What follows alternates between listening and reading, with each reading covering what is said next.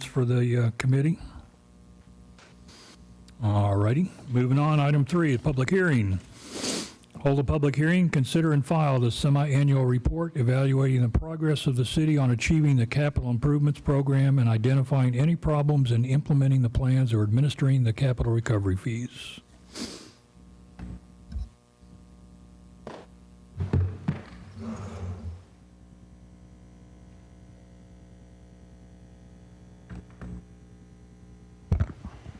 All right, good evening. My name is James Walters. I'm the Finance Director for the City of Schertz. This impact fee report is from April 1st to September 30, 2020, second half of last fiscal year. The report's broken down into an allocated impact fee balance. This just shows how much impact fees have actually been assigned to projects that are active. You'll notice that we used all of the impact fees in water that we had allocated to projects on the Corbett elevated tank.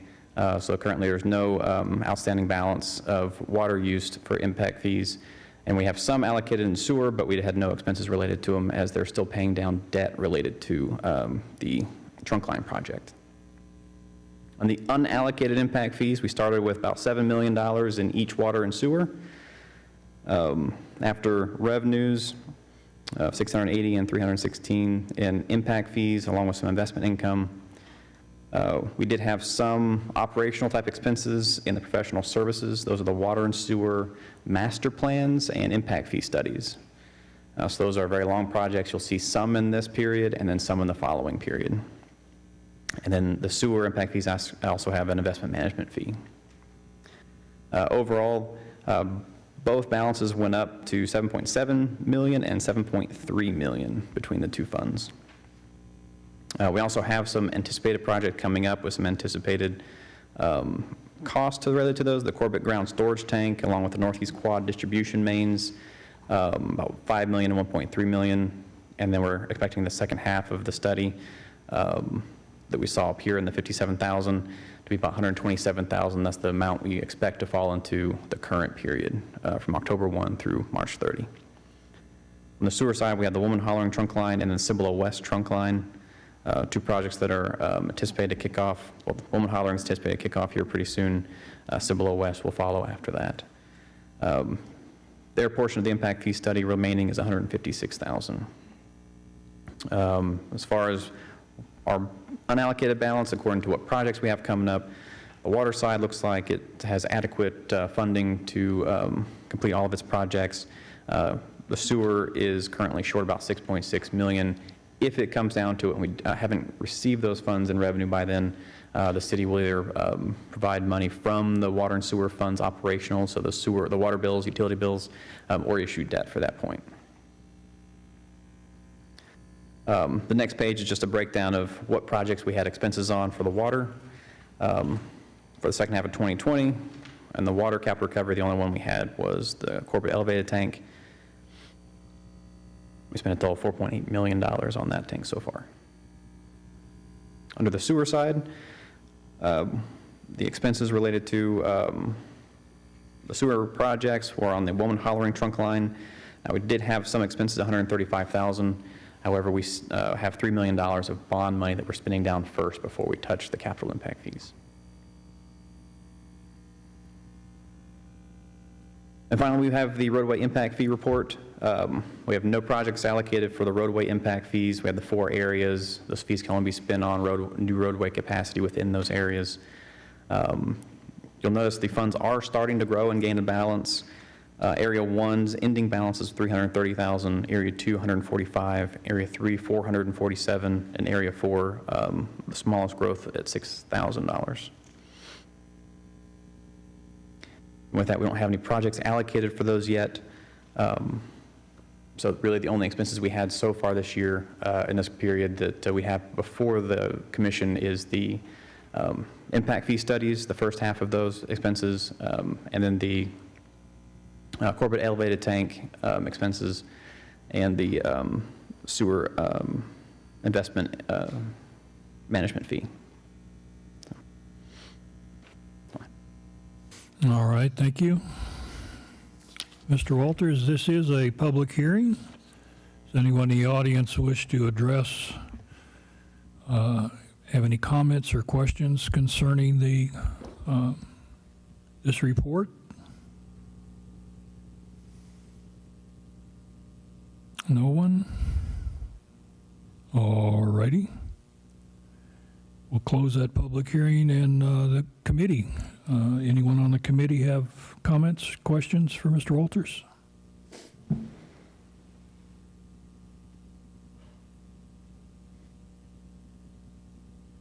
Okay, now it's been a while since we've done one of these. We need a motion to approve and file, or I've forgotten how we handle these.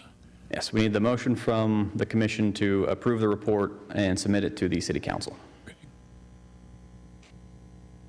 The chair will entertain a motion.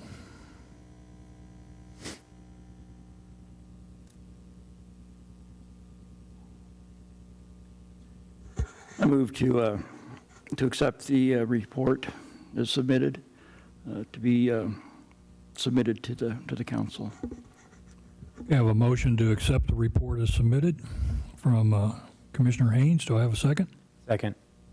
Sorry, that was down here from Commissioner Odom.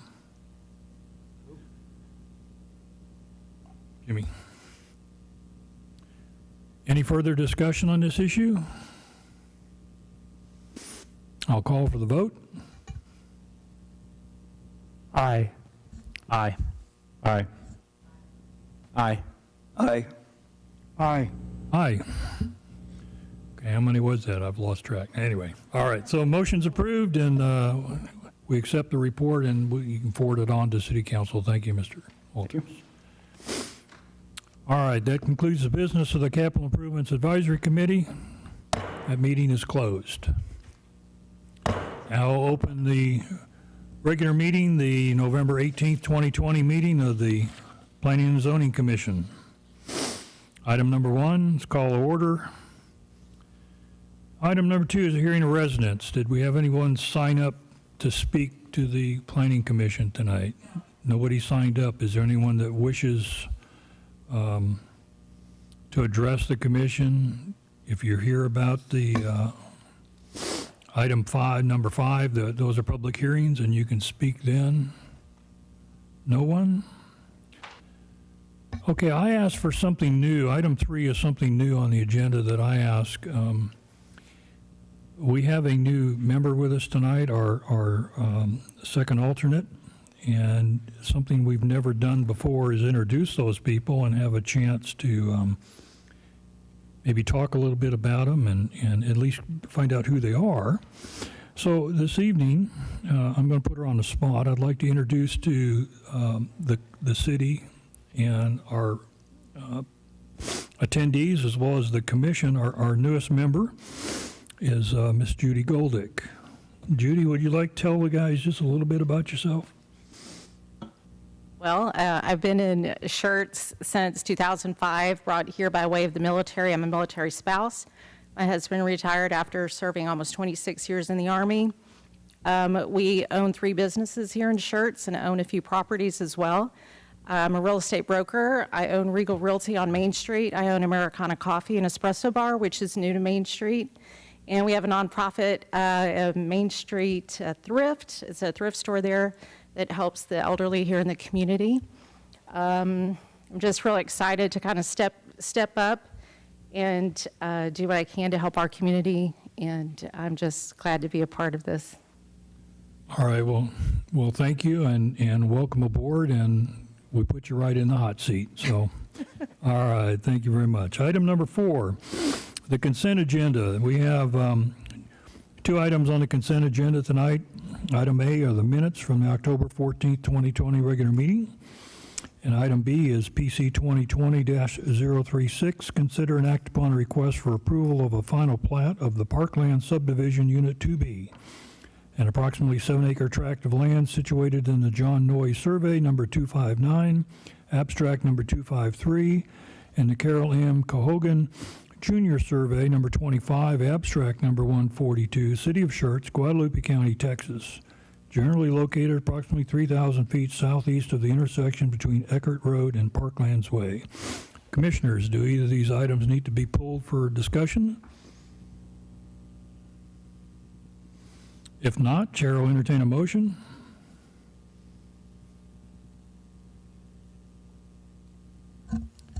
Mr. Chair, I move that we approve the consent agenda as presented. Thank you. That's a motion of approval from Commissioner Broad. Do I have a second? Second. And that's Commissioner Haynes. All right, Commissioners, any further discussion? Call for the vote. Aye. Aye. Aye. Aye. Aye. Aye. Oh, I counted this time, so that's 7. All righty, we got it. 7 ayes, no nays, motion passes. All right, item number 5 are public hearings. We have 3 items on there. Again, very quickly, for you folks and for our new member, the way we do public hearings, we start with a short presentation from staff to explain the application or whatever it is we're discussing. We'll then open that up for comments from the public, after which commissioners will have a chance to ask whatever questions or comments they may have. So we'll start with, get the right paper here. Item 5A is ZC 2020-011, hold a public hearing, consider and make a recommendation on a request to rezone approximately 0.35 acres of land from Neighborhood Services District, NS, to Main Street Mixed Use District, MSMU, located at 603 Main Street, City of Schertz, Guadalupe County, Texas. Mr. Copley? Good evening, Commission. Nick Copier, Planning Division. So this is our first public hearing of the night, as Commissioner Charles said. It's a zone change for 603 Main Street from Neighborhood Services District to Main Street Mixed Use District. So here is an aerial map for reference. The subject property is outlined in green. It's located at the intersection here between Main Street and Randolph Avenue. Just kind of as a marker, here's Schertz Bank and Trust. Since this is a public hearing, we did send out the mailers to the surrounding property owners within 200 feet, and we received 4 responses, all neutral to the zoning application. And those responses specifically should have been distributed to you before the meeting here. So what does the comprehensive plan say about the property? As you all know, this block here between Main Street and Exchange Avenue is designated as part of historic downtown Schertz, which is intended to take advantage of the city's history, to create a destination that brings in local independent businesses while encouraging the use of any of the existing buildings on site, while at the same time making a few allowances on a couple of development items such as parking and setbacks specifically to encourage that development there. The Main Street Mixed Use Zoning District was created in order to help these properties achieve these goals by permitting a flexible zoning district that allows for both single-family residential and for low-intensity commercial. And so the proposed change to Main Street Mixed Use District is exactly what the comp plan identifies for the area. Looking at the surrounding properties, it's currently adjacent to 2 single-family residential properties, as well as 2 right-of-ways, Randolph Avenue and Main Street. So the proposed zone change from neighborhood services to Main Street Mixed Use District, which would only technically allow the single-family residential land uses in addition to the commercial already allowed through the neighborhood services, would not pose any sort of significant impact to the existing or potential adjacent land uses, excuse me. Therefore, staff is recommending approval of the proposed zone change for its compatibility with the comp plan and for its minimal adverse impacts on surrounding development. All right, sir, thank you. At this time, we're open for public comments. Anyone in the audience like to address this topic? Please, sir, if you'll step up to the microphone and state your name and address for the record. David Wisman. I live at 707 Main Street. My concerns is always on Main Street is the parking for these individual plots, and if they're going to be used for Main Street multi-use, or that's usually going from a residential area to some type of business, which is all I'm good with that. But it seems like they haven't been getting upgraded to a business use to allow for handicap parking, marked signage, marked painted stripes and the whole works, and to make sure they get enough parking for those businesses, because I know especially on this one, it's on Randolph, so there's a bike lane right there, and I see people parked in the bike lane all the time, you know, so somewhere they need to make sure that the parking is taken care of on those areas. Thank you. You're welcome, sir. Thank you. Come right on up, ma'am. Again, if you'd please state your name and address for the record.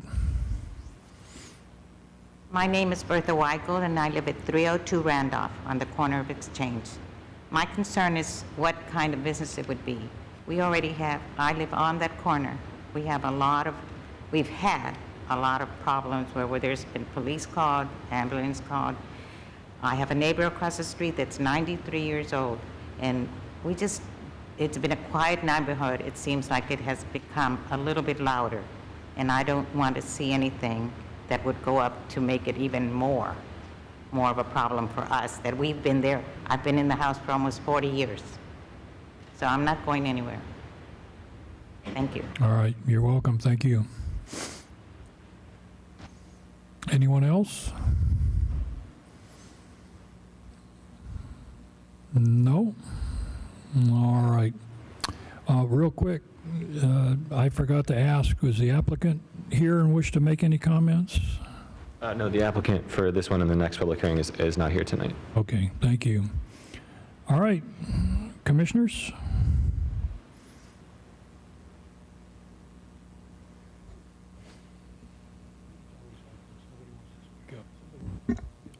I do have a quick question. Mr. Nick. This is the property that we rezoned a couple of months ago, and just because I didn't see the final outcome, what is the difference between what we rezoned it and what they're asking for now? Was it only that caveat that they can open a bar? Sorry, I didn't hear the last part of what you said. Is it only that caveat that they can open a bar? So if you originally remember a while ago, the 603 Main Street came up because they were looking to do at that time a restaurant. Correct. And the Main Street Mixed Use District didn't allow for the restaurant land use. Since that meeting, it's actually gone through a UDC amendment, and so the land use of a restaurant specifically is allowed by right within the Main Street Mixed Use Zoning District. I'm not sure, I'm not 100% sure that's still the plan. I believe the last I heard, and it'd be up to the applicant, among the land uses that are allowed with the Main Street Mixed Use to develop what he wants, but I believe the plan currently is for a counseling office now at this location at 603 Main. But the difference between what you zoned earlier, you recommended approval and then council approved the neighborhood services zoning district, Correct. which is strictly a lower intensity commercial zoning district. And then Main Street Mixed Use is low intensity commercial in addition to single family residential. So they requested Main Street Mixed Use, we approved it, and then we changed Main Street Mixed Use to add other business types, and now they want to rezone to something else. So they requested general business district because that allowed for the restaurant land use. The commission discussed potential kind of adverse impacts of having the general business zoning district on Main Street. It wouldn't necessarily line up with the ideas of downtown Schertz. And so the Planning and Zoning Commission recommended the zone change to neighborhood services, which was then approved by City Council. Since that time, the restaurant land use was added to the Main Street Mixed Use District. And so it'd be more advantageous for the applicant and for the development of that block as a whole to go to Main Street Mixed Use District. So that's what he's doing now. Yes. Basically, Nick, that, you know, he came in asking for general business because the Main Street Mixed Use would not allow, for some reason, restaurants were left out of that, if you remember that discussion. And we as a commission were reluctant to extend the general business even further up Main Street because given, you know, the potential types of businesses that can go in GB versus neighborhood services, and we just felt that, and so we recommended, we basically didn't approve GB. We went to council and recommended neighborhood services. council approved that, and then that was followed up, as Nick said, with a change to the UDC that now allows restaurants in Main Street mixed use. And at the time when we had this discussion, Mr. Marquez said he would more than likely ask to, in my terms, downzone that from neighborhood services to Main Street mixed use, because that's was really more in line with what he's trying to do down there. So is it fair to say that MSMU is more restrictive than neighborhood services? In the sense that I'm not 100% sure if there's that many more commercial zoning or commercial land uses allowed within neighborhood services. There may be a few more. I think with the addition of restaurant and tavern, I don't think the difference is that great between the two zoning districts in regards to commercial land uses. But again, Main Street mixed use does allow for single-family residential as well. Okay, and you don't happen to have a comparison chart handy? I think that might be in the future.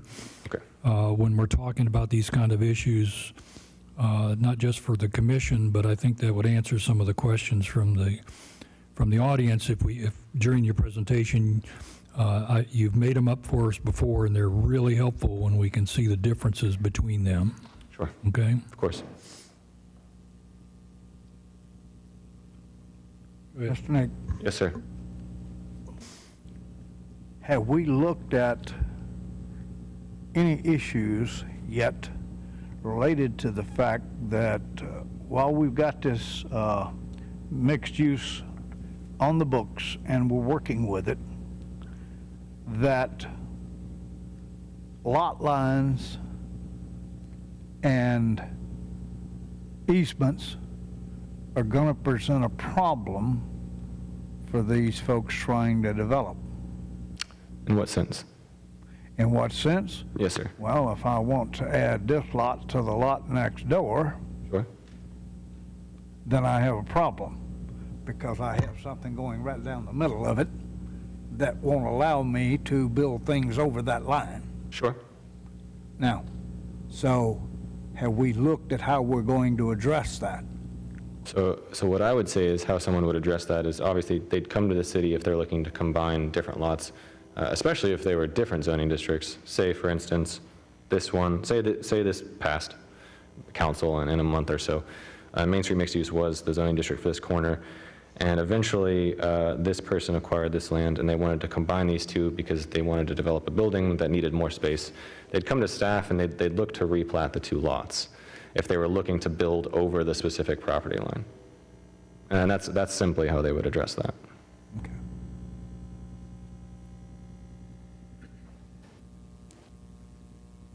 And to address a couple questions really quick, for the most part, we do not, what we approve is zoning.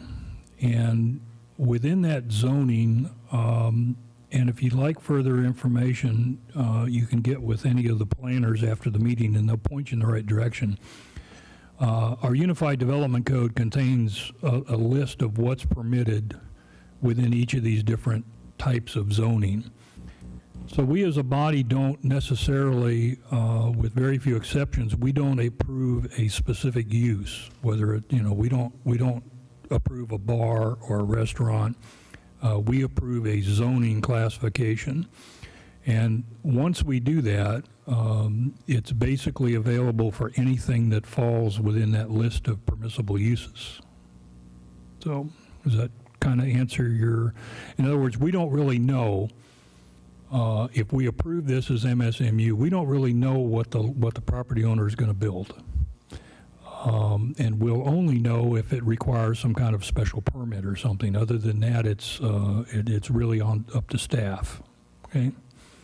But if you're interested in more information, you get with Nick or one of the other planners, and they can tell you where you can find that information. Okay. Commissioners, anything else? One more. Okay. The last time this was before us, we had a discussion about parking. And it was a long-winded discussion. And we talked about things the city was looking at and what was being proposed down there. Do we have any updates on what we're going to do with parking? I'm not sure there's a specific update on Nick's parking front, but obviously Brian has an update on parking. So, yeah, as you know, the city is working on Main Street with a number of efforts. Last night, in fact, I got to attend, very exciting, the Main Street Committee meeting. So I had council Monday, Main Street Tuesday, and P&Z, CIAC tonight. I don't know what I'm going to do with myself tomorrow night. But one of the updates we gave was on parking. The city is acquiring the property at Randolph and Main, where the house came down and the parking lot's going in. We have a contract to purchase that when the improvements are complete, so that should close in a month. It's got about 20 spaces on it.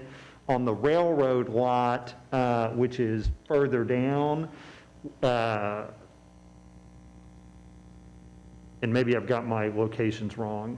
No, that one's at Randolph. The one at Lee, that's got about 24 spaces on it. And then as part of the street pavement work on Lindbergh, north of Main, that's very wide with the little median between the old post office and the big building, which was the hardware store. You know, it's a really wide section. We've got trucks making U-turns there. Part of the redo of that shifts over that island a bit and creates angled parking, about 7 or 8 spaces there on Lindbergh. And then per direction from the Main Street, we are looking to acquire another property on Main Street for parking. So what the city has said, having learned from other communities, is in situations like this, the properties aren't big enough to put a lot of parking on them. The other part is, we also, nobody wants them to come in and pave the entire front or backyard for parking where you don't get a lot of spaces. People would rather keep some green around. They'd rather have areas for outdoor seating, decks, things like that. And so the city is really stepping in that area. And so this will be an effort that is ongoing. As we continue to get redevelopment, the city will need to sort of step in and do that, because it's really not cost effective for the owner of one property to come in and put in their own parking lot. It's also not real efficient for the city. It means they have it, only they can use it. It may not be full a lot of the time, and other businesses can't. So by the city taking that role on and acknowledging that we're taking it on, we try to preclude property owners from doing that a bit, and we think it helps everyone. And so again, you know, at the end of, you know, December, we'll have about 50 public spaces. At some point when we get going on the Lindbergh project, we'll have about another 7 or 8. And then I would bet within the next year or two, we pick up another lot and do another parking lot. So that's how we're looking to solve it. But it's a challenge. And I will say this, I think what we hear from a lot of folks is that we have a few businesses that really create some issues with on-street parking, and we need to work with them to try to deal with that. And then I think that frees up some of what we're talking about throughout. Okay. And those meet quarterly, in case you're interested. So we'll be doing February, Civic Center, 6 o'clock if you want to attend. And Nick, MSMU does carry some on-site parking requirements, correct? Yes, 2. 2, okay. Anything else, commissioners? And I'll just add, I think, Mr. Outlaw, you had mentioned which one is more restrictive, and just looking at the table here, the MSMU is much more restrictive than neighborhood services. And still, according to the chart, for a restaurant or cafeteria, it's a special use permit in MSNU. So there's a lot of things that aren't allowed, like a car wash at an auto parts store, and lots of other outdoor theater and neighborhood services that are not allowed in MSMU. So it is a much more restrictive type of zoning. Thank you. All right, well, what we're looking for this evening is a motion. We need a... I'm sorry. Yep. Commissioner, I apologize, Chairperson. That's all right, go ahead. To Commissioner Bro, I assume you're looking up on the Muni code. So to be clear, and this probably explains a little bit of the question before, the ordinance has, if you look at Muni code, they update our code maybe every 6 months or so, and you can see the ordinances, and now I cannot think of the term, that have not been codified, that have not been codified yet, but have been passed. So in the last few months, we passed, this was direction again from council, goes in the whole thing. So we amended the zoning ordinance to allow restaurants and taverns by right in the Main Street mixed-use district. So really, again, what's happening with this property owner is now that those are allowed by right, and it's got the different development standards, he's coming back in zoning. So to clarify, restaurants and taverns are allowed by right in Main Street mixed use. The ordinance that you're looking at just has not been updated and codified. So just Right. clarify seems an important point. Thank you. Okay, I got one question. go ahead. Is there any way that we can be proactive and get that information to the commission before we look online to see what's going on? Should have made that clear. And again, it's one of those that we don't think about a whole lot. And apologize for not pointing that out. Because, it ran through you guys a couple months ago. But, again, we probably need to do something. This may be another thing we can do in addition to those charts. Sure. Is brief you guys on the outcome of cases by council. Because now that I think about it, I don't think we do that. So maybe what we do is, in the packet each time, we'll report on the outcome of council on all the different cases, zoning cases, anything like that. And we've probably been asked for that in the past. Okay. That'd be great, thanks. All right, so what we're looking to do this evening is make a recommendation to City Council to either approve, deny, or in some cases modify this request. So Chair will entertain a motion.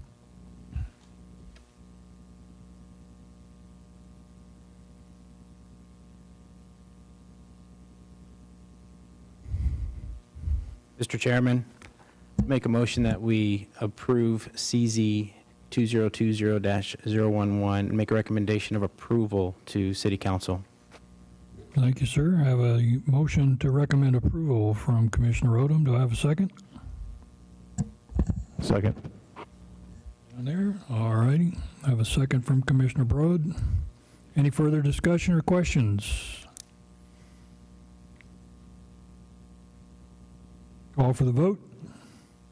Aye. Aye. Aye. Aye. Aye. Aye. 7 ayes, no opposed, the motion passes. Okay, item B, ZC 2020-012, hold a public hearing, consider and make a recommendation on a request to rezone approximately 0.35 acres of land from general business GB to Main Street Mixed Use District, MSMU, located at 539 Main Street, City of Schertz, Guadalupe County, Texas. Okay, second public hearing for the night. Again, it's a zone change to Main Street Mixed Use District, this time for 539 Main Street. For an aerial map of this one, so if you'll notice, it's actually right across the street from the one we were just looking at. So again, this is Main and this is Randolph Ave. This is 603, the zone change you just recommended approval for, and then this is 539 here outlined in green. So once again, public hearing, we sent out the mailers to the surrounding property owners. We received 4 neutral to and 1 in favor of, which were distributed to you before we started the meeting. Once again, comp plan designates this specific block as the historic downtown Schertz area, and the Main Street Mixed Use District was created in order to help these properties achieve those goals within the comprehensive plan. Staff is recommending approval of the proposed zone change, once again, for the compatibility with the comprehensive plan, as well as the minimum potential impacts on the surrounding properties. Given that it is surrounded by 3 right-of-ways here, it is going to be adjacent to, across the street, potentially eventually the Main Street Mixed-Use Zoning District, as well as 2 commercial businesses here. I believe one is a hair salon and one is a satellite internet provider's office, if I'm not mistaken. So once again, staff is recommending approval of the proposed zone change as submitted. All right, thank you, sir. And once again, this is a public hearing. Anyone like to address the commission on this topic? Ma'am? And once again, if you would just state your name and address for the record, please. I'm Bertha Bertha Weichelt, and I live at 302 Randolph Avenue. I kind of have, I know you told me that you don't have anything to do with what goes on there, but this goes all the way from Main to the back street, which is directly catty corner from my house. So whatever is going to be there is going to affect us as well. So I'm assuming that because that was brought up that it may be more strict in the ordinances that, of things that, is that what? Yes. And the other man also said that that was correct? Yes. Okay, so all I can say is I'm one of the ones that don't approve of this. Okay. Thank you. You're welcome. Thank you. Anyone else? Sure, come on up. David Wisman, 707 Main Street, Schertz, Texas. And my comment's going to be the same as the last one. This piece of property there, right now, there's really no parking at all. There's a bike lane on one side, Main Street on the other. There is a garage. I guess they can get 2 parking spaces in the garage, but I don't know that that allows for accessibility to the structure itself. So, you know, all these properties, I think, need to be looked at really well by the code compliance people or whatever to make sure that they're able to run a business out of there and have the proper parking and handicap parking and all the other things that go along with that. Thank you. You're welcome. Thank you, sir. Anyone else? Going, gone. All right, commissioners? Let me start out. Again, it would have been, this, to address your concerns, this one is even better than the one before, okay? Because general business, the hierarchy of these zoning districts that we have, general business allows more different types of uses than neighborhood services, which allows more uses than Main Street mixed use. The one that seems to come up a lot are bars, and unfortunately, we use the word tavern, but they're included in MSMU. But if you could see the difference between these 3 zoning levels, the types of businesses that I, for one, am glad to see Mr. Marquez come in and basically downzone this piece of property. I really think it's more in line with what City Council and the city is trying to do with Main Street than general business. So this is even, while I can't promise you what's going to go on the property,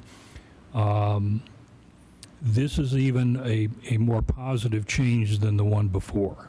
So, commissioners?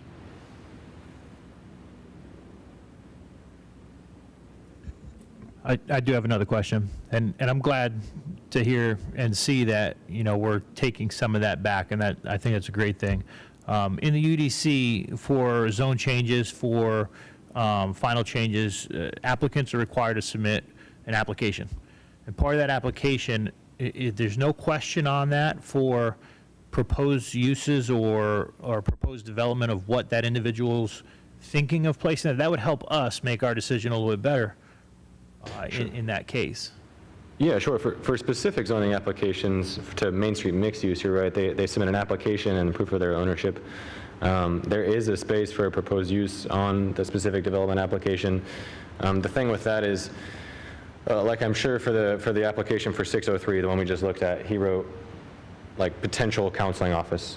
Or for this one, it'd be like 2 commercial buildings, because potentially he's not sure of what exactly the tenant would be. He's just sure of the kind of vision he wants for the property and what zoning district that would help apply. And so not always do applicants understand or have locked down what exact land uses would be there. If they do, Nick typically tells us, Nick Marquez, the applicant on both these projects, would typically tell us. But if I'm right, for these specific cases, like this one would, I believe said 2 potential commercial offices or something like that. And the other one said counseling office. So it's not necessarily locked down strictly because of what they would put on an application too. Okay. Right, I know curiosity, I'm just as curious as everybody else as to what they want to do with this property, but when you look at the responsibilities and the laws that govern zoning and the operation of this commission, our decisions are not supposed to be based on what a project is going to be. We're supposed to just look at the zoning and decide whether or not that zoning is appropriate for the area where it's being requested.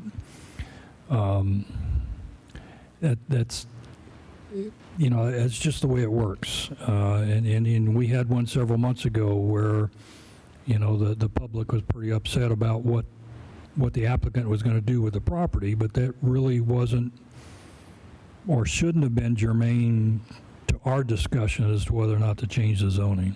So, and again, if I'm correct, Nick, just because he writes something down there, that doesn't obligate him to do that. Once the zoning is set for property, a developer can do anything that falls within that list of permissible uses without asking anybody. Now, he's still got to go through site planning process, and he's got to meet all those site planning, landscaping, parking, all those things happen during the site planning process, which is a staff responsibility. Again, that's why we look so hard at zoning, because we know what's allowed in that zoning. And so if there's a potential, and that was part of the discussion when the applicant came in a couple months ago to rezone it to general business, we had some concerns that some of the uses that were allowed in GB didn't really fit what the city wanted Main Street to be. And that's why we recommended neighborhood services, and why eventually that was changed to MSMU. So we really just have to consider the overall zoning and what potentially might go in there without actually approving or disapproving a particular project. Other comments, questions?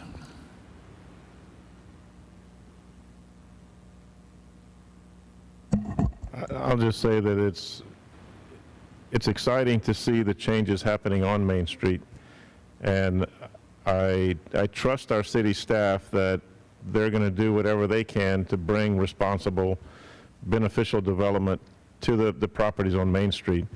There are some parking issues. I think Mr. James mentioned that there are some at one end of the street. And I think over time we'll get a handle on those kind of things. It's just, I can't believe the number of cars that are parked there during the daytime. I don't know how they handle that many, but there's a business there, and they're doing their job. So it's exciting to see. We've spent a lot of money there on the sidewalks and the improvements. I don't think we're done yet, are we? I don't think we're done yet with the improvements on Main Street. Correct. So it's still a work in progress, but I'm excited to see the changes going in there and seeing something that potentially will keep people in Schertz and not always, go, where are we going tonight? Let's go someplace else. So time will tell how it develops, and I'm excited to see what we're doing. And Purple Pig has some good pork. I'll say that. Haven't tried the coffee yet, but we'll see. All right, Commissioners, what we're looking for once again is a recommendation to City Council for this zoning case. I motion to approve ZC 2020-012 as written. I have a motion to recommend approval from Commissioner Platt. Do I have a second? Second. Oh, I think the new girl beat you to it, Commissioner Haynes. Thank you, and welcome to the team. So we have a second from Commissioner Goldick. Any further discussion, questions, Commissioners? Call for the vote. Aye. Aye. Aye. Aye. Aye. Aye. That's 7 ayes, none opposed. Recommend approval to City Council. Okay, item number C, once again a public hearing. This is for special use permit, or SUP 2020-003. Hold a public hearing, consider and make a recommendation on a request for a specific use permit to allow the commercial amusement outdoor land use on approximately 17.5 acres of land located at 18658 Interstate Highway 35 North, City of Schertz, Guadalupe County, Texas, also known as Wiederstein Ranch, Lot 1, Block 1. Again, Commission, third public hearing of the evening. Like Commissioner Charles said, this is a specific use permit to allow the commercial amusement outdoor land use at the current Evo Entertainment property. So just to get your bearings here, this is an aerial map of subject property outlined in green here. Common streets I-35 and then Cibolo Valley Drive. You'll notice the existing, it's around 70,000 square feet of the indoor commercial amusement center, the Evo Entertainment, which has things like movie theaters, bowling alleys, arcade games, stuff like that. The proposed specific use permit would allow the applicant, if approved, to utilize the commercial amusement outdoor land use in order to operate paintball facilities, and according to the associated site plan with the application on the northeast side of their property here. So again, a public hearing. Notice mailers were sent out, and at this time we hadn't received any responses from the surrounding property owners.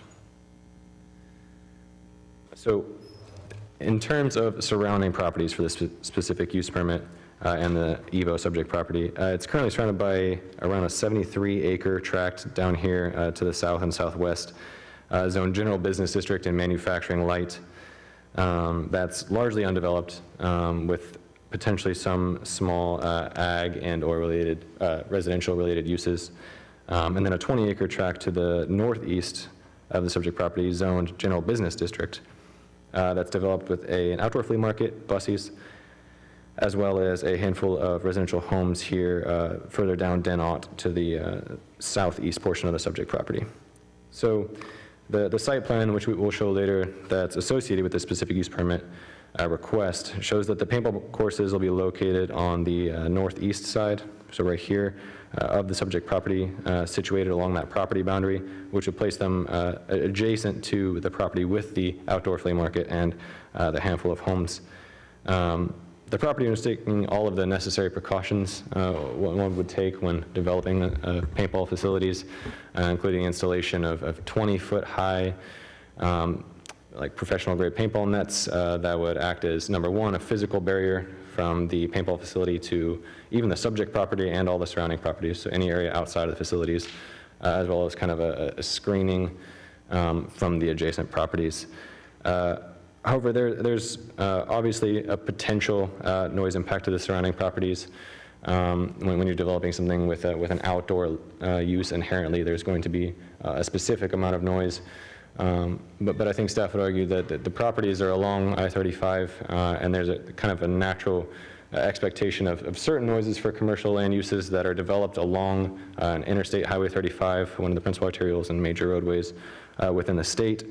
And so the addition of the paintball facilities here, and more specifically the commercial amusement outdoor land use, would not necessarily have an impact on the surrounding properties beyond what could potentially be expected for the noise for a commercial development along this roadway. In addition, the comprehensive plan for the area designates the subject property, so Wiederstein Ranch, Lot 1, Block 1, as well as the adjacent properties along 35 as the commercial campus future land use designation.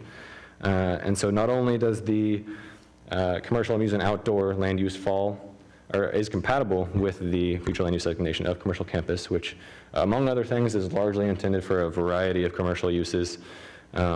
It also means that it's compatible with the future adjacent land uses for the properties along 35, which are also designated as commercial campus. So the development of such a land use would not preclude any of the adjacent properties from developing under the intended commercial campus land use designation. So there's that protection there as well. So regarding the conceptual site plan I was mentioning earlier, that was provided in the packet. So this is kind of the overview part of the site plan that was there in your packets, showing where they're planning for the commercial use and outdoor or the paintball facilities. And this is kind of an illustrative graphic provided by the applicant showing just their idea for the space in regards to the paintball courses. With the specific use permit, the large EVO facility, so the 70,000 square foot building with the commercial indoor use currently operating, the parking and any of the landscaping, all of those are proposed to remain unchanged with the specific use permit and the development of the paintball courses after that. The access and circulation of the site as well should remain unchanged, or largely unchanged, with the existing drive aisles and parking spaces all to be staying there as existing. Excuse me. And then as you can see on the illustrative graphic, the part in the back here, the rear of the property, there's a number of trees, so the applicant was looking to take advantage of that with a forest course, and then towards 35, up towards the north of their property, have a few just open courses as well.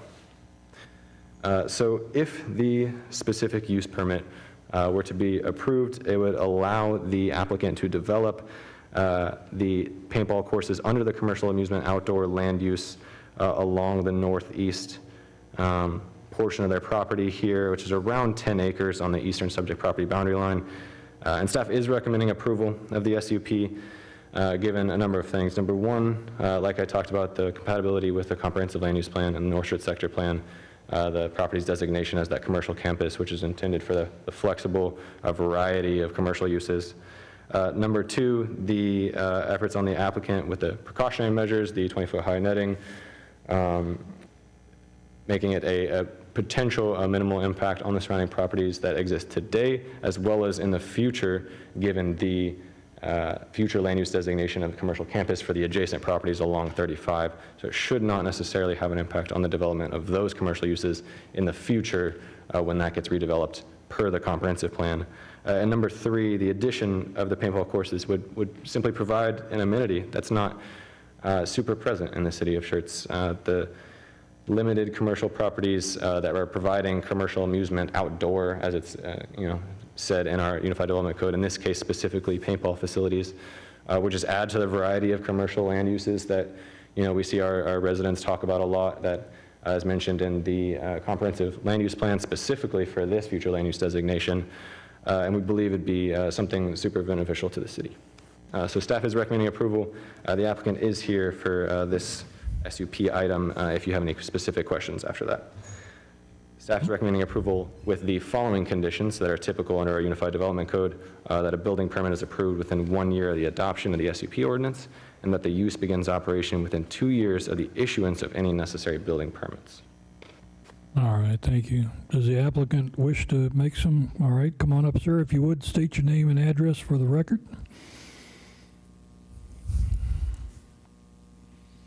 My glasses fog. So. I understand.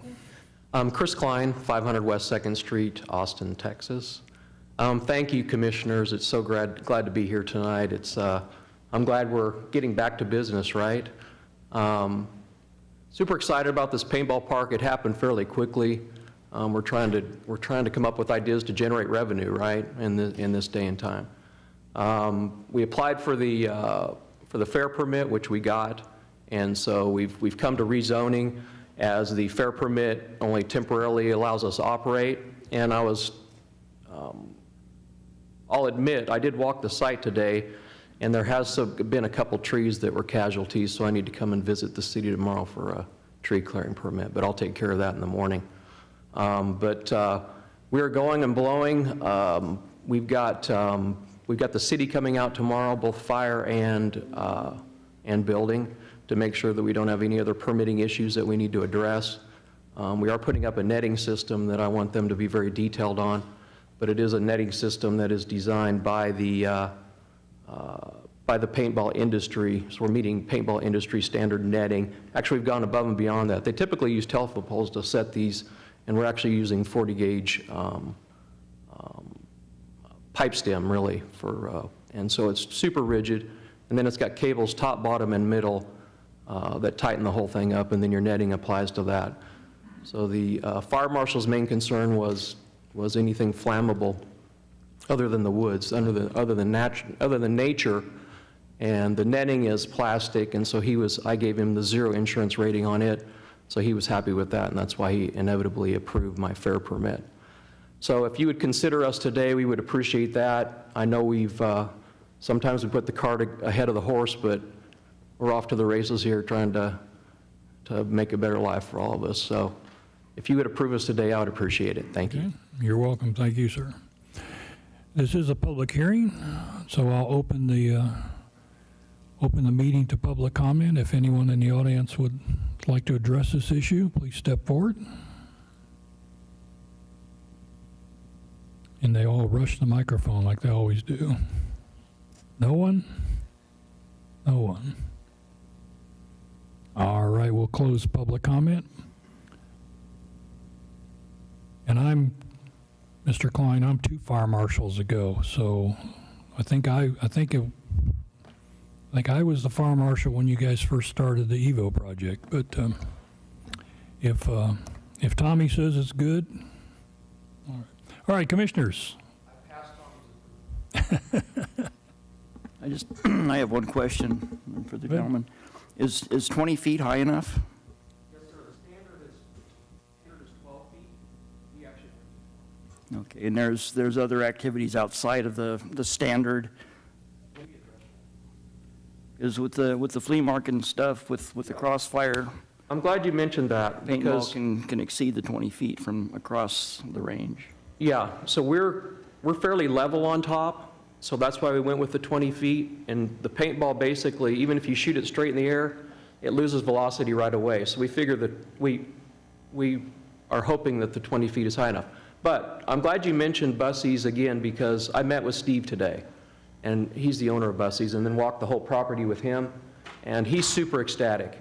Because one thing he's ecstatic about is we got all that brush cleaned out, and he had all those rodents and everything going over there. So he's super excited. He's actually gonna, since we opened that, kind of cleared all that brush out of that back property line, he's super excited to get his area cleaned up now, right? So he thinks we're gonna be a great neighbor. He thinks we'll drive actually entertainment, any entertainment we can bring to that site's gonna come down. They could drop their kids off and then go to his flea market. That's his goal, so. Okay, well, thanks for the information. I think this is a great idea.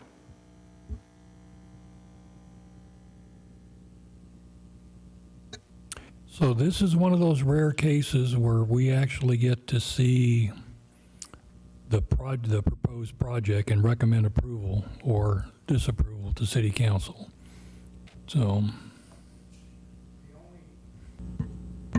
The only comment I have on it, I'm glad somebody finally brought something in. We've needed something like this for the kids in this city for a long time. Well, and some of the adults too. But my concern would be long-term, has nothing to do with what we're doing today to get it built, put up, and ready to work. Long-term, most of these places, and there are 3 of them in North Houston that you can take a look at, they have a problem with the upkeep and the maintenance of the things they put in to use as blinds and blocks and places to hide for the paintballers, to hide behind, I guess you might say. And once those places have been there somewhere between 3 and 5 years, they're usually falling down, broke over, and there's no fixing, cleaning, or anything going on. That would be just a comment to you guys as City Council. Since you can go look at 3 very big ones that are very nice, or used to be very nice, one of them's still not bad, that you would not want in your neighborhood today.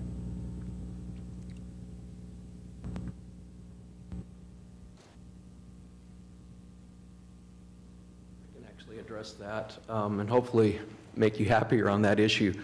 The woods course is all woods. So there's no wood, there's no plastic, there's no anything in there that would be something that's non-woodsy. So the woods course basically is set up, it's in one big net, but there's 3 courses inside. So basically each group comes in and they play each course, and they come out the other side, and then they can get back in line and do it again. But my point is, and then we have a speed course that we would expand to later on, which Nick showed down in the field, which we're not currently doing, we're only doing our woods course. And the speedball course are literally inflatables that inflate up and down, because that's what the speedball courses use. So Our goal is to not build anything temporary that's just going to fall apart with, you know, out of plywood that's just going to fall apart in a year. Not to say I won't throw something up there, but, you know, we're trying to keep a clean place. We're not trying to junk it up. We didn't haul in a bunch of junk cars and everything else. We tried to keep it very classy. Thank you, sir. And we do have a very, aggressive's not the right word. We have good code enforcement. Okay. Between the fire marshal and the code enforcement folks, I think, and then we have in place, you know, just on the off chance, you know, good neighbors and all that, but we have ordinances in place that impact noise and in general and other nuisances. So, Mr. Chairman, I had a few questions. Go ahead. Okay, so just to say, I'm thoroughly familiar with paintball. I've been doing it for many years. And I look forward to having something very close to my house for entertainment purposes. That would be great. My concern is there is residential, a small residential area uphill from that. As far as light concerns, is this going to be lit for nighttime use? Or is it going to be just a daytime use course? So the current operating hours are just during daylight. Okay. We would love to light it later on, but maybe that's another discussion that we can have later on. But right now, it's just strictly daylight. Okay. There is going to be noise. That's just a fact of paintball. There's noise out there. The other thing is the screen. Completely understand the 20-foot screening on that. Is there going to be a capability to extend that if we start seeing shots going over the screen? Because of its location, our winds generally here are going to be out of the south most of the years, or most of the time during the year, and it's going to carry forward as well with those paintballs that are going to be going out there, which is going to make buses susceptible to stray rounds going over the fence in that area just because the wind coverage. A straight shot, maybe not, but an angled shot up with the wind, it could see that. So do you see a capability to extend that if you start receiving complaints from buses or the residential area there of stuff coming over? Yes, so we actually addressed that with the builders putting in the fence, and that's the great thing about the stem pipe. We can actually put a coupler on and go right on up with the stem pipe. It's set in the ground. They're 6 feet in the ground, concreted in, so that stem pipe's going nowhere. So we can literally go up as high as we need to. Okay. Thanks. Last question is the concern with upkeep and sustainability of it over time. Is this a small business owner that's going to be running it, or is it Evo Entertainment that's going to be owning it and maintaining it? Evo Entertainment will be running it and maintaining it. Well, a large company is going to be actually running this, which makes me feel a little bit better that they'd be able to maintain it, because if it goes downhill, that's a loss of revenue for them. So thank you very much. Yes, sir. Okay, thank you, Mr. Klein. Yeah, the issue is we can hear you when you stand up out there, but we're streaming and recording this, and okay. Yeah, to echo Mr. Odom's comments, I had some concerns about the residents, but when I look at the overhead, the aerial, the residence itself is more behind the Evo building, and now knowing that wooded area is staying, other than the potential light issue, I didn't see a whole lot of impact on those folks that live back there. My one experience, just as a note with paintball, was as I was going through the law enforcement academy at San Antonio College and we were doing firearms training, we went out one weekend to a paintball course where we could actually shoot each other. And it added a lot of realism to the shoot, don't shoot part of it. And then, of course, we stayed and had some fun, and those little boogers hurt. Okay, I'm sorry. Commissioners. Richard? Yes, sir. Looks to me the property is surrounded by general business and M1, if the map is correct. So I don't see any issue with having a paintball course out there. In fact, someone came and proposed a paintball course at 1518 and Maskey Road some years ago. At the time, I was a little excited about that, but there's nothing else out there, so I think that was a rotten place for it. This is a great place for some outdoor entertainment activities. It comes built in with restrooms and food and parking and adequate parking and at the Evo Entertainment Center. So everything is right there in one place. So I think it's great for that. And then, you know, being surrounded by GB and M1, I'm not sure if they could make enough noise to bother anybody out there. So I'm all for this. Let's go with it.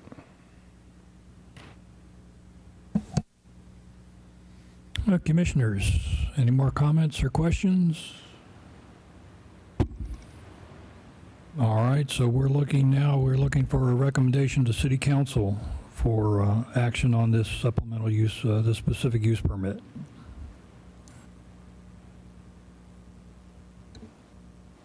Mr. Chairman, I'd like to make a motion that we recommend approval to City Council of SUP 2020-003.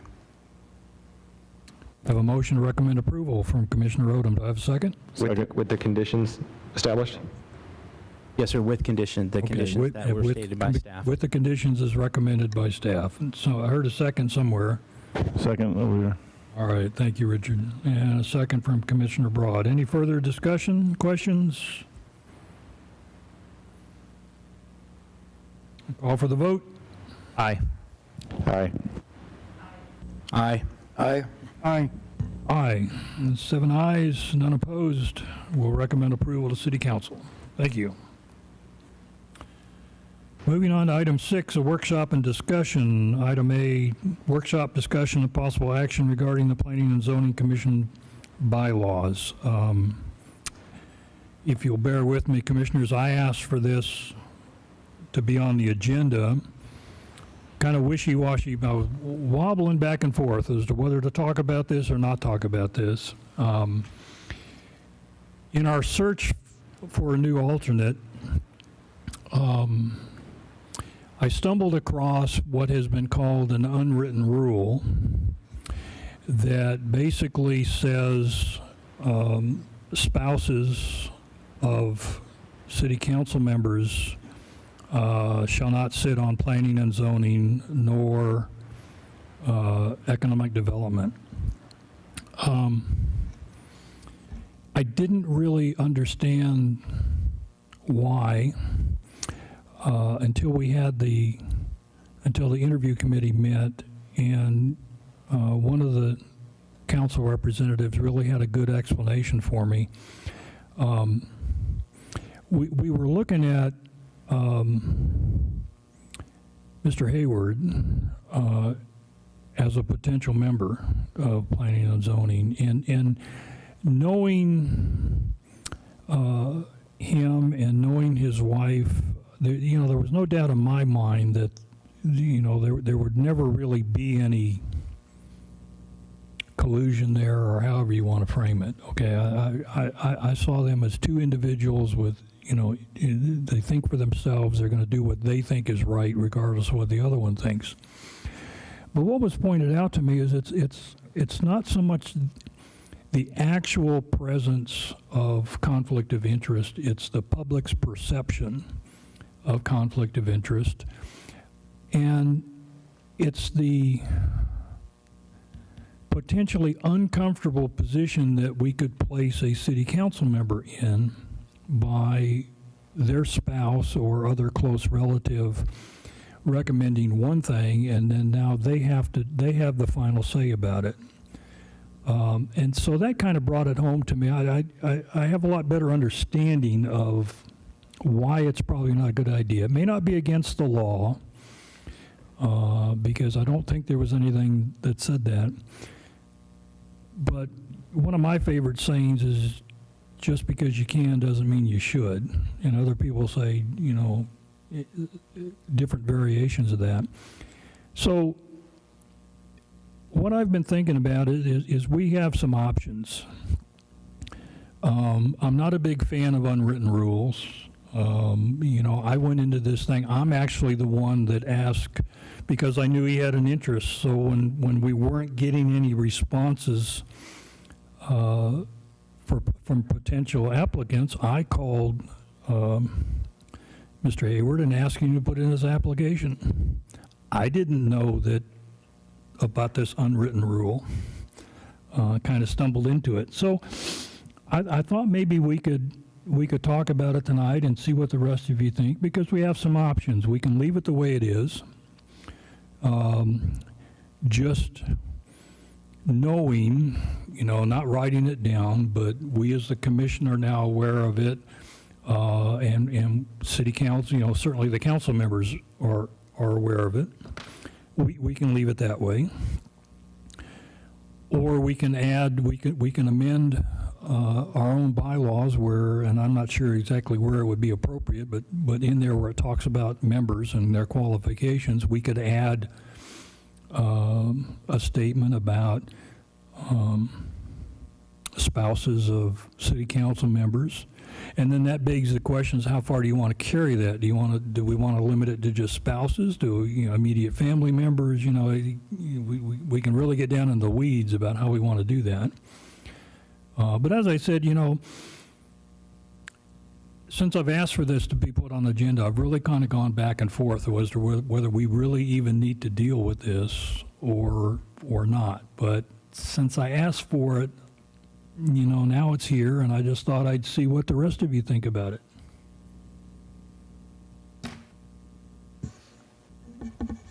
I think that the bylaw should be amended to include in Section 2 the omission of spouses and close relatives. That would be my suggestion. It would be in writing. It's cut and dried. There is no gray area. This is my, second cousin's aunt, but it's still family. So I would say that would be my recommendation. Okay. Anyone else? I have a question. Go ahead. Is it written so that it is not allowed? Is that how it's written at this point? No, it's not written at all. It's not. Oh, you No. did say unwritten rule. Right. Well, I've been a member of several boards where you are not allowed to have someone from, say, the same office or family member as part of the board if they are a voting member. But this is a little bit different because you're talking someone that's not actually part of the same commission but working on council. But I do think that there may be a little bit of conflict in there because there may be some things spoken behind closed doors or in private at home that shouldn't be discussed between the two different parties. If it's something that, I don't know if there is kind of a fine line there, in my opinion. And part of it is that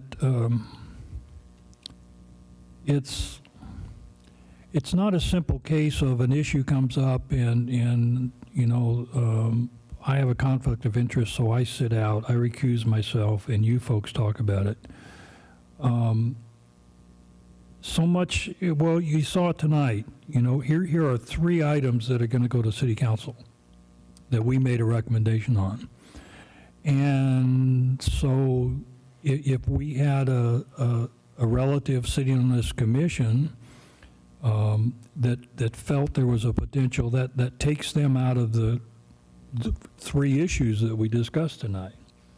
And the other position is that they voted on these things, and now it goes to council, and the council member feels the need to recuse themselves. So it's again, knowing certain people personally, and Ferrando said it. He's an ex-military guy like me, and we're used to doing things, and we can't tell our spouse about it. It's you just don't do it. So there really wasn't an issue with the people, but it's just, again, it's the perception. So, Dan, did you want to say something? Go ahead, chime right on in here. Thank you, Chairman Outlaw. Dan Santee, City Attorney. Welcome to the front lines, I guess. in the zoning world.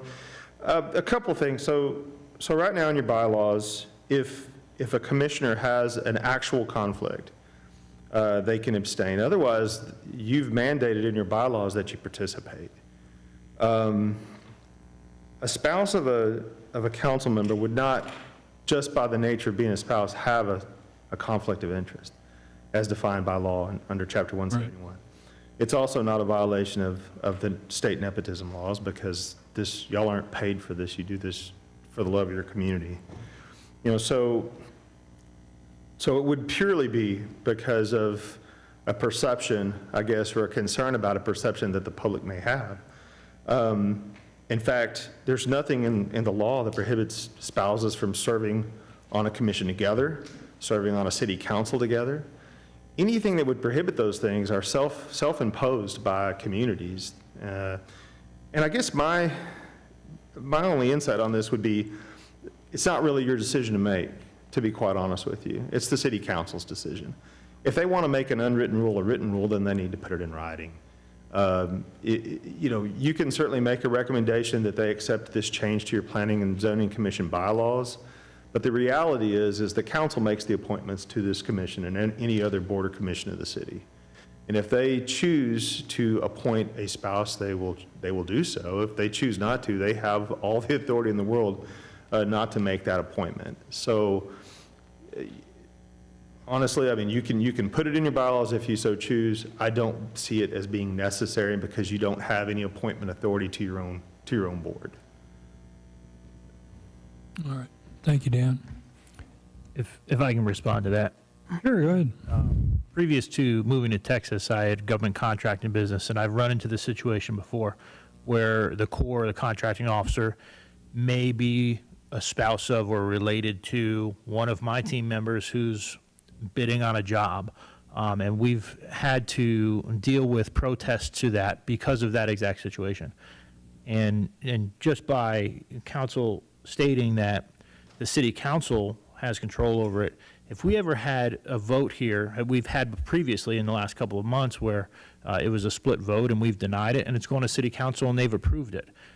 Just that, again, perception of that person having the ability to get in the ear of a city council or a family member or someone close to them and having that influence would open up a lot of issues to us and to the city council in general, from my experiences, what I've seen in the past. So I would at least put it in writing and have it amended and send it up to city council to see what they think about it. But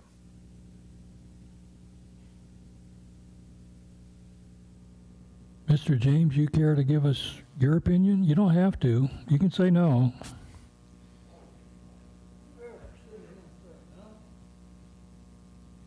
But I don't know about the rest of these folks, but I value your opinion. I really do. So. Well, you didn't get mine yet, but that's. No, I mean, I don't know that I disagree with anything that's been said. You know, it's funny. We talk a lot, particularly with staff, about it's not just there's an impropriety, it's the appearance of impropriety. What we want to make sure is that folks in the community look at it and say, everybody got a fair shake, and there's nothing there that kind of clouds it or creates doubt or creates issues. So yeah, I tend to agree. I mean, I think certainly if we had a lot of different relatives on or people working for people or things like that, I think it starts to create those issues. But at the same time, I sort of look at what Dan said in that ultimately that this is city council's decision. And they're going to kind of make that with all of those things in mind. And so I would tend to say, you know, show deference to council. You know, they've certainly appointed spouses to kind of other boards and commissions. And I think, you know, often that's to help round out because we need to get somebody on that board or commission because we have trouble getting a quorum. But I think they've also, you know, since the time I've been here, they've not appointed spouses to certain boards or commission, whether it's written or not. Likely because of those things, you know, and I think, again, council's big push in the years has been how do we get more and more people to show up and be on boards and commissions and things like that and reflect our community with all the things we do. So again, I think it's one of those things that I would probably echo what's said. To me, it's not a big issue now. You know, if it's something that council feels they need to deal with down the road, that makes sense. Again, I would also say that certainly, yeah, we abide by various purchasing things as well, because we want to make sure that when we award contracts and things like that, everybody feels like they had that fair shake, so. All right, thank you. A thought occurred to me. Here's the way the process works. The city will occasionally advertise vacancy, well, they don't, and a lot of times they don't say, I have a vacancy on P&Z or I have a vacancy on TSAC. They'll just say, we need volunteers to sit on boards and commissions. And someone will fill out an application and submit it and say, I want to be considered for P&Z. At some point in time, we'll take those applications, and there is an interview committee that consists of, I think there are 2 council members, myself, Judge Richards, I think, sits on it. There's 6 or 7 members on this interview committee. And Ms. Goldick just went through that process. And so we will interview these applicants. In the case of the P&Z vacancy, the rest of the committee members gave a little more weight to my opinion, since I was the chairman of P&Z and I'm the one looking to fill the vacancy. They gave some weight to my opinion. But in the end, what happens is the interview committee decides who they think would be the best candidate for each of the vacancies, and they send those recommendations to City Council. And as Dan pointed out, City Council is the one that does the actual appointments. And that's how we all ended up here. If we're going to put somebody on the library board doesn't have a seat on that interview committee, nor TSAC or several of the others. So it's really kind of the interview committee and City Council. I've given it a lot of thought, and I really tend to think we just leave it alone, let it continue to be an unwritten rule. The other option, and I certainly, I brought this up for discussion and possible action, so it's really up to the commission as a group. One of the other options is to have staff draft a change and send that to City Council and let them say yea or nay. I was really hoping for, this whole COVID-19 thing has really knocked things for a loop, because I used to sit over there at every council meeting, okay? And so ideally, as the chairman of P&Z, I could have gone to council and say, need some guidance from you folks. Do we want it? But I haven't had that opportunity. We can force that by having a change drafted and discuss it at another meeting and send it forward, or we can just decide it's a situation we're aware of and just leave it alone. Mr. Chairman. Go ahead. I don't like unwritten rules. If council or the committee acts in a certain way, it needs to be above board and above the table. But the risk of a conflict of interest lies with council, not with us. And if someone outside of planning and zoning is concerned about a conflict of interest, they need to act appropriately and accordingly to minimize that risk or alleviate that risk. It's not for us to start putting restrictions or limitations on who can sit up here and who can't. I may not like red shirts, and if someone has a propensity to wear red shirts, maybe they should be sit up here. We could do any kind of thing, haircuts or whatever, or Army retirees or whatever we can muster. So it's not for us, I think, to come up with restrictions on who can sit or not sit. It's the organization that bears the burden of the risk of the conflict of interest, and it's not us, it's the council. So if they have a problem with it, they need to fix it. If they don't care, then so be it.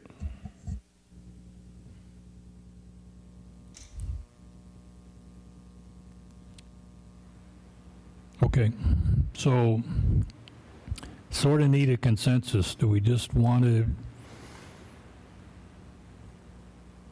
we had the discussion and that's it? I mean, is that? I don't think we need to take action at all. If someone wants to bring it to the attention of council, they can do that to update our bylaws, but I don't think we need to do it. I mean, does anyone want to make a motion to draft a change to the membership rules? Because if not, then I think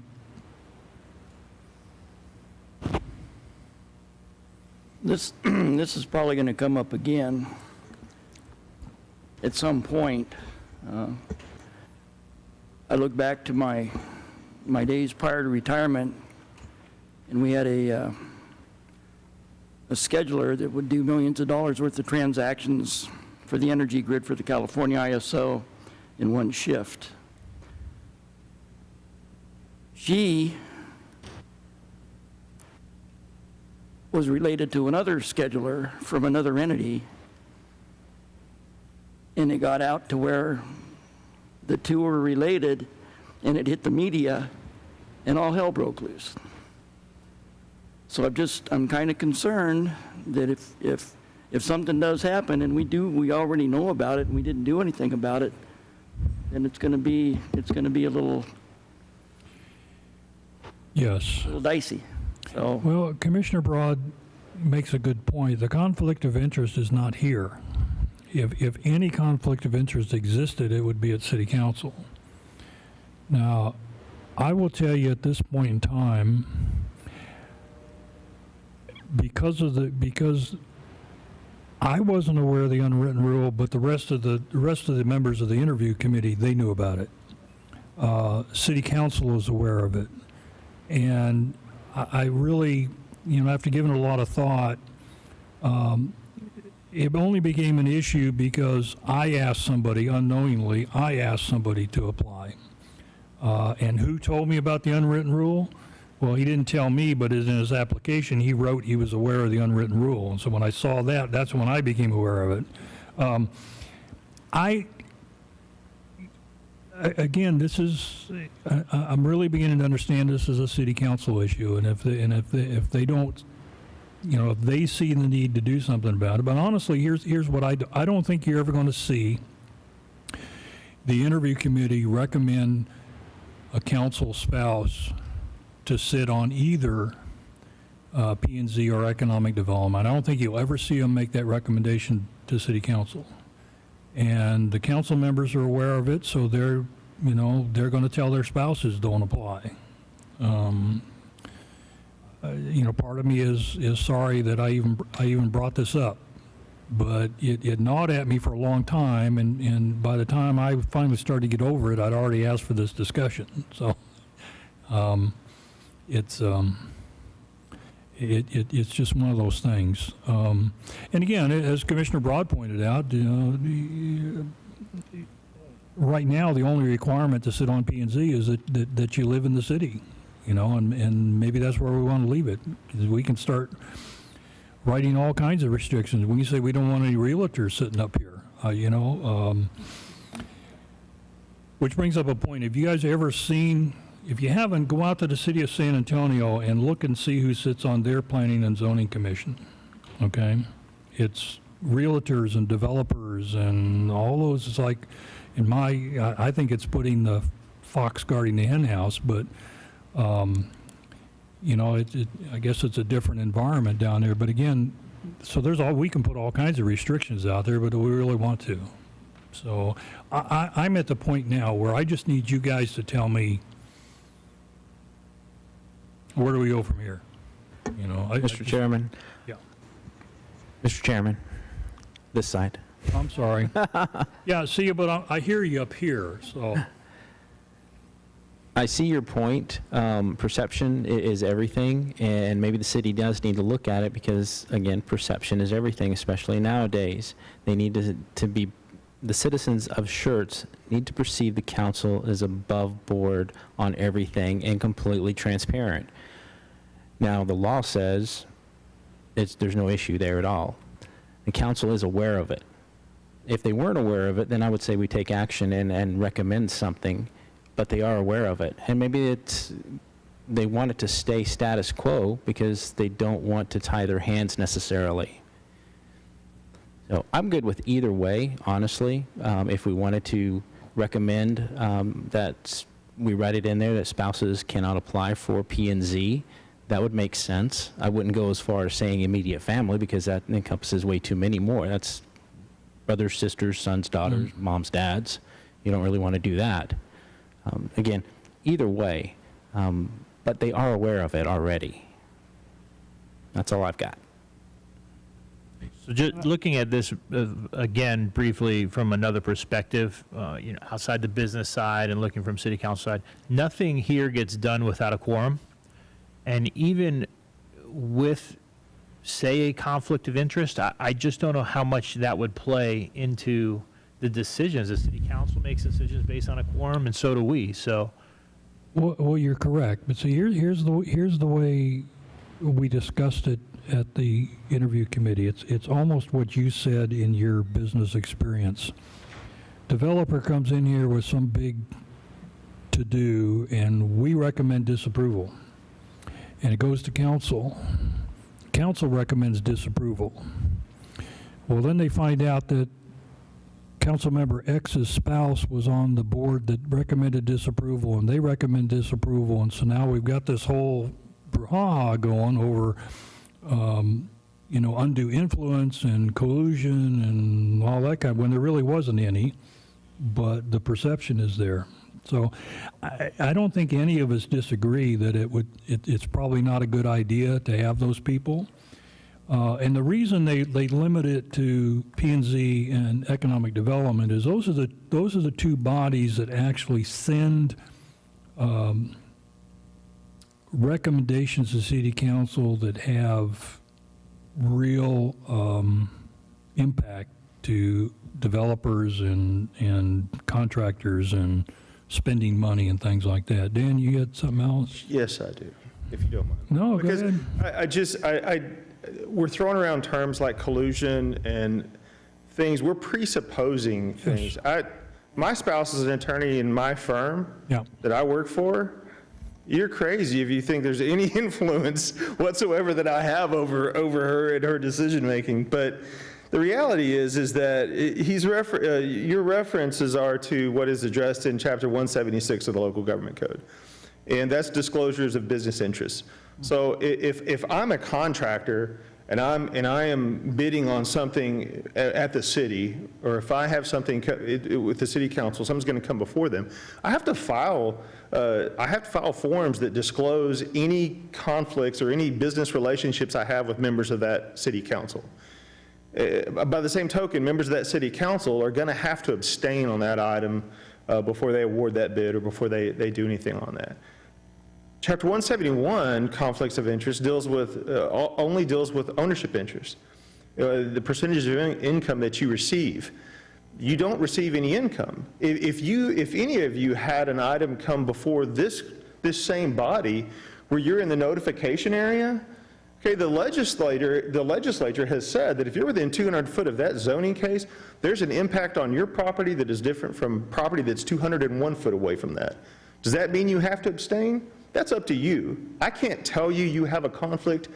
I will hint that the legislature seems to think that you do if you're within that notification area, right? But this idea that we dictate to other people when they do or do not have a conflict of interest is a little misguided, because it's the personal. Even as the attorney, I have zero right, nor can I tell a council member they have a conflict of interest. Nor any of you, and you know that because some of you have asked me and I've told you I can't advise you on that. That's personal. That is for you personally to decide in your individual capacity as to whether or not you have a conflict of interest. No one else can dictate that. And when they act on that, if they go ahead and vote here and it goes to council to vote and people can talk, yeah, people can talk.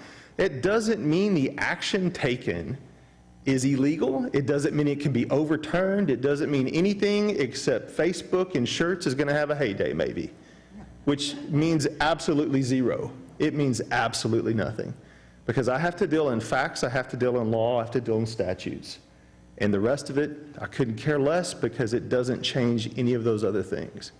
And you know, we can't presuppose, well, they're related, it's collusion and it's undue influence and it's all these things. It's unfair. It's just unfair because everybody that sits up here has been vetted. You're professionals, you're leaders in the community, and we have to at some point, I know the council does, trust that you're going to do the job you're appointed to do regardless. And everybody that comes before you should feel the same way. And so, you know, it's a good conversation. It's actually a great conversation to have. Just when we have these conversations, I don't want to start going off and presupposing things that we've actually never seen any evidence of coming from this commission. I think it's unfair to everybody who's sat in these seats before you. Right. Well, according to the bylaws, I can't make a motion, but I would like to suggest, you know, that we just leave this as an unwritten rule. But again, it's. I go along with your statement. We should just drop the bylaw issue that we brought up tonight altogether.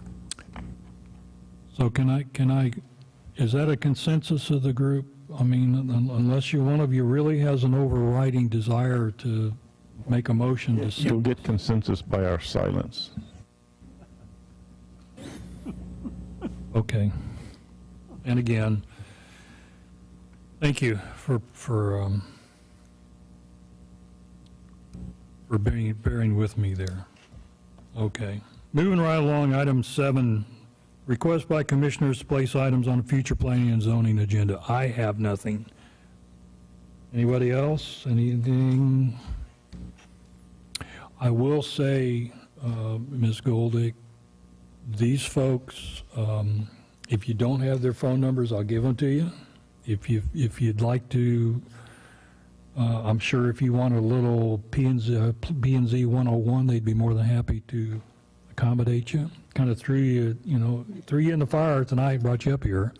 But again, they're very good at what they do, and I'm sure they'd be more than happy to spend some time with you if you'd like that.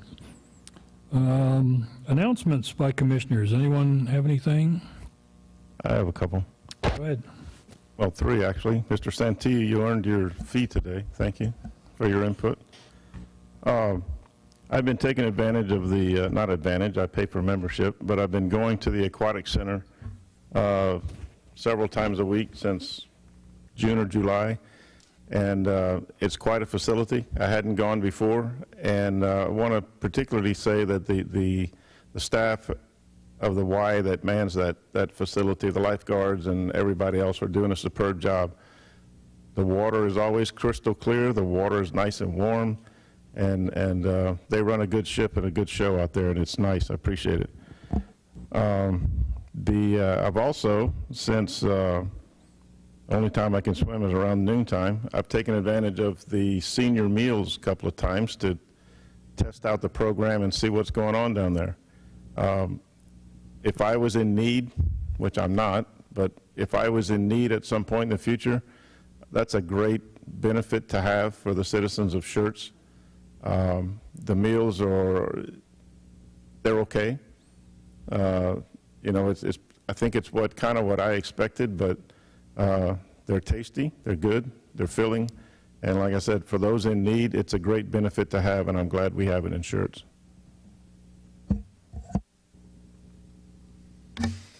Anyone else? I have something. Go ahead. As a business owner on Main, we've decided to start a market days.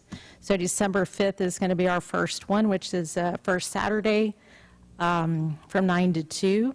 So we're looking for vendors, and we're hoping to bring more awareness to Main Street and what's happening down there. I'm at 816 Main, which is near the corner of Schertz Parkway and Main Street there. I also feel that parking may be an issue, and that's the one thing that worries me a little bit about having the market days. But I think it's something that will be great for the community to bring more awareness to what's happening, and just to get people out and about that have been kind of cooped up And so we're real excited about that. We're looking for vendors, and so we do have Nick Marquez is my landlord, and we've talked about a name for that plaza there. He doesn't like the name plaza, so we're calling it Main Street Commons.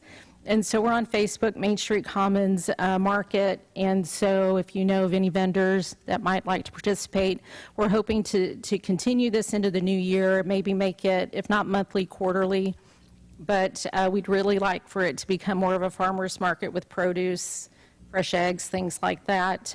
We have about 15 or so vendors that have expressed interest in participating, but we'd really like to bring something like that into Schertz. I'm not aware of one here. I know that there are several in other areas nearby, but I think it's something of benefit, and so I hope that you guys will come out and support our first one. And if you know of anyone that'd like to participate, find us on Facebook, and I hope it's okay to have announced that tonight.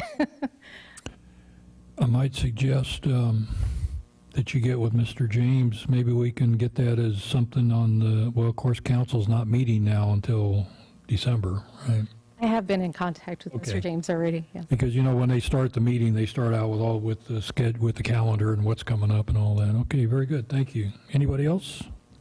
Yeah, I just want to let everybody know, I had the opportunity to sit through the Schertz Police Department Citizens Police Academy. It got a little crazy with the whole COVID thing and took a lot longer than we thought it would, but it's a great program. Officer Kraft did a superb job with that, and everybody, all the officers that volunteered their time were fantastic. So they're really in need right now of some volunteers and more people to sit through the program, just to help out and get more people involved. So if you know anybody, it's a fantastic program. Support the city, let them know. I don't know when the next class is going to be, but it was really great. It was just Thursday nights over a couple of months, and it was fantastic. So, Good, thank you. Anybody else? Okay, staff, you have anything for us? Nothing from staff. All righty, this meeting's adjourned.